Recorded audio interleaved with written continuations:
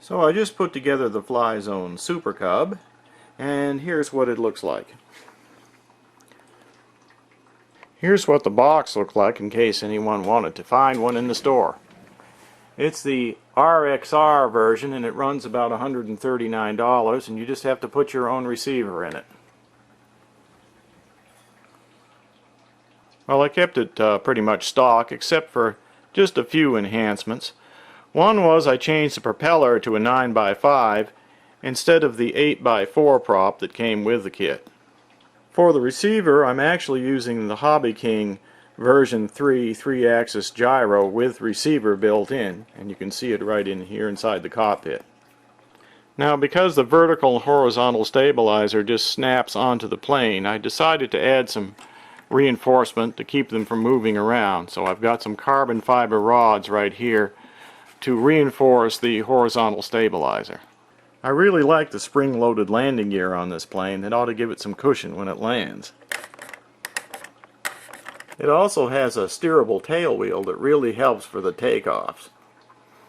So looking underneath the hood of the Flyzone Supper Cub, we have a 3015 motor, and it's 1200 kV, so 3015 means it's 30 millimeters in diameter and 15 millimeters deep on the bell, and it turns at 1200 RPM per volt. Also looking inside, we have the ESC, which is a no-name brand, but it's rated at 18 amps according to the manual. Also on the side we have some weights. There's one weight here, which was already on there by the manufacturer, and two over here, so they obviously balanced it the best they could at the factory. According to the manual, this power system is going to run on a 3-cell 11.4 volt LiPo and rated at 13 milliamp hours. I'm going to use one that's very similar. It's a 1350, so it's about the same size, 25C. This came with a XT60 plug on the battery, so I changed the plug on the plane from this to an XT60. Because of the weight of this plane and the power system, it has about a 1-to-1 power to weight ratio. So now that the plane is all done, I think we'll take it out and fly it. There's a little bit of wind today, and there's been a storm going on for the last 2 days with a lot of rain. But we've got a break in the rain, so I think I'll go out and just give it a test and see what happens. It just got done raining for days out here, and there's like a hole in the clouds. So it's expected to start raining again. So we'll turn the radio on, make sure gyro switch is off, throttle's down.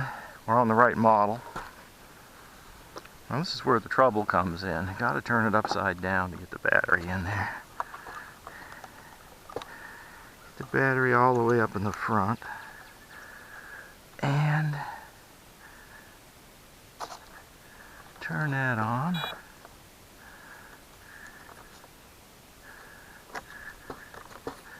I haven't ever flown this, so it's a new experience. Now this little thing's got to go in. A little hatch. Okay, maiden test of the Flyzone Supper Cub. And I do feel a crosswind, so I don't know. Okay, right away I see it's going to the left. The rudder doesn't look backwards. It's just the wheels out of fix there. There it goes.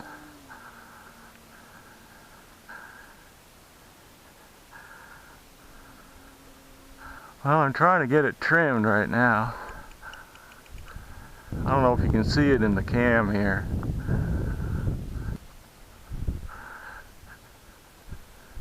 I'm having trouble controlling it, John. There you go.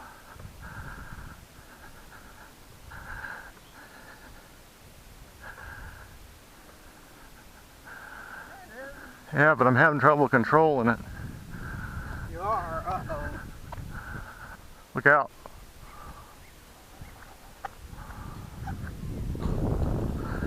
What's wrong with it? I don't know. Not the ailerons, is it? Ailerons seem to be working. Front rudder? Or maybe it's just the wind. Could be that. Front rudder. I did get it back in, but I bet I didn't mean to fly way over there. I was across the street over there trying to get it back.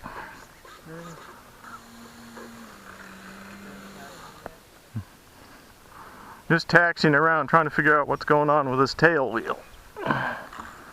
It's like the rudder's going one way and the tail wheel's going the other way. Seems like there's not a lot of throw on those ailerons, but I mean, I was trying to steer it back this way and it didn't want to come, but now that could be the wind because it was blowing that way. Okay, here's the Super Cub back from its maiden flight, and I had a good landing anyway. My hat cam wasn't really on right, and also it was the narrow lens 808 camera instead of the wide angle lens 808 camera, and I didn't pick up most of the airplane's activity. But that was unfortunate. I wanted to see what was going on and I couldn't review it, but it looked like the wind had blown it off course a little bit, and it took me a few seconds to realize I had to throttle up and aim the nose down and head back in order to save the plane. But it did have a great landing, and so I call that a successful flight. So if you got any comments, just leave them underneath the video, and I'll get busy on this plane tuning it up and maybe get some better flight video later.